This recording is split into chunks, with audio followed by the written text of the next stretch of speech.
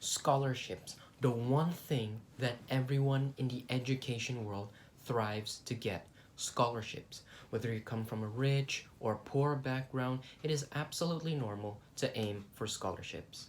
You'd obviously get financial help, access to good education, and so much more.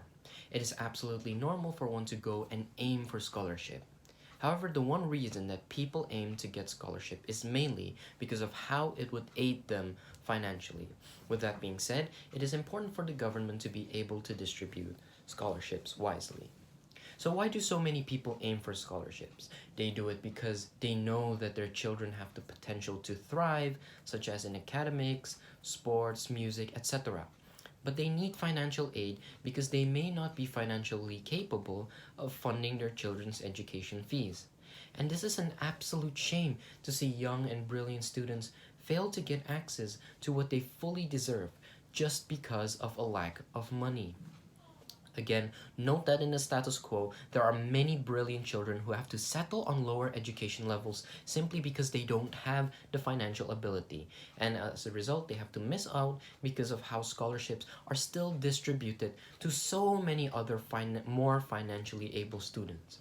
As a result, we will prioritize these unfortunate children, or in other words, grant scholarships based on financial necessity. More of that will be explained in my arguments. So for a mechanism, there are 3 points. First of all, it will require a detailed and well-processed examination on financial capabilities of the family backgrounds.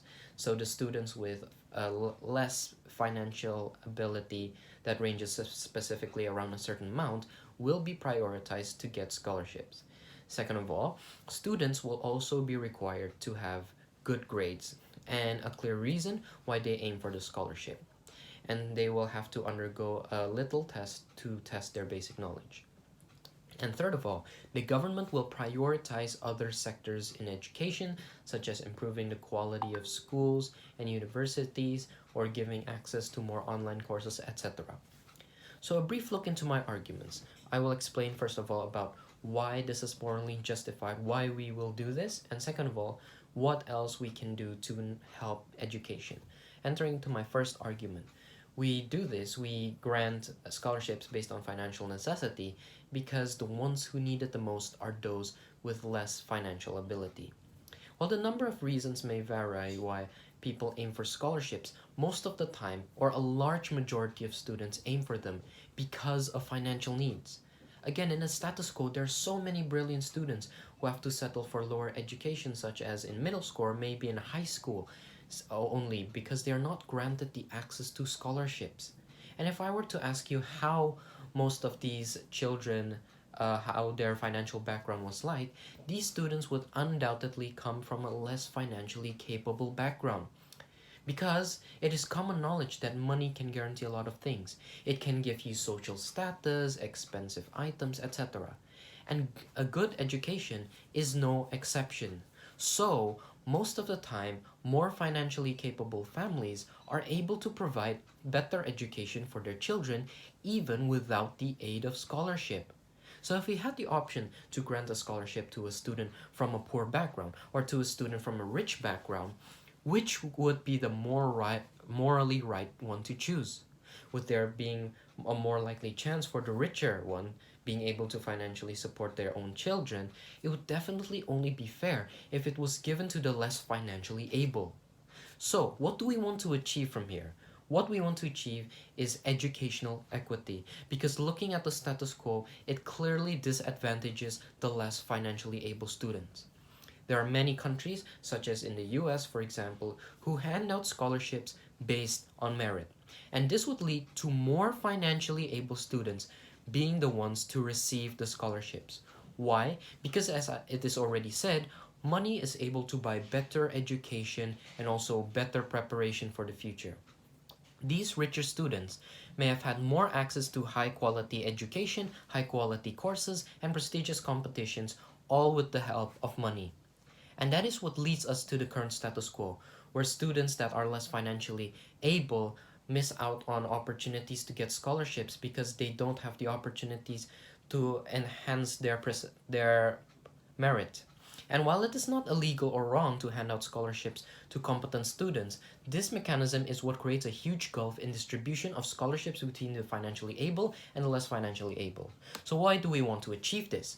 Society has a moral responsibility to ensure that all children receive a sufficient education that prepares them to be contributing members of society. This is also in the best interests of society, as it is a waste of resources if certain children do not obtain a good education. It implies that human abilities with the potential to benefit society are not fostered. All individuals have talents that can be developed through formal education. Society loses potential for enrichment and advancement if those skills are not developed. Inequities in funding and educational resources have shown to place poorer children, often those who require the most support, in low performing schools with dilapidated buildings and inefficient teachers, according to the dominant narrative. The long term social and financial implications of low education add to the social waste. Inadequate education has significant public and social costs, including lower income and slower economic growth, lower tax revenues, higher healthcare and social security costs, and more criminality. And that is why it is in our best interest that we promote education equity for our future generations. Education equity is the pursuit of educational fairness, justice, and impartiality or equality. The phrase equity refers to the ability to accommodate and meet the needs of individuals. This entails ensuring that everyone's educational requirements are met. Educational equality is founded on justice in the distribution of resources, opportunities, treatment, and success for all students. So, from enhancing educational equity, we can get rid of the problems such as significant public and social costs, lower income and slower economic growth, etc. So from our mechanism, we create a society that upholds educational equity, that not only helps preserve the educational rights of those who are financially less able, but also that helps enhances the public good in terms of financial, social, etc. Second argument, we can put the funds and the time to better use. In our world now, we have created an equal society where the government will worry less about how to improve the welfare of the financially less able students, how to improve the economy, or how to solve unemployment problems. All these problems can be massively reduced by just simply creating an environment that upholds educational equity. We believe our points in our first argument are self-explanatory. As a result of that, we can now focus on other sectors of education that could need improving. That could mean the government could now spend the funds to improve education for students in lower levels of education, such as primary school, middle school, high school, and it could be in the form of renovating school buildings, giving more access for students to study online courses, provide more books for educational purposes, improve the national library, or hold more national or regional competitions. With this, the government is now able to uphold educational equity even in the lower levels of education. Obviously, from here, the overall quality of education in the nation will improve. Children from all ages and backgrounds will be able to have access to high ability education, and the system would promote fairness and equity to children of all backgrounds. And that is why we are very proud to propose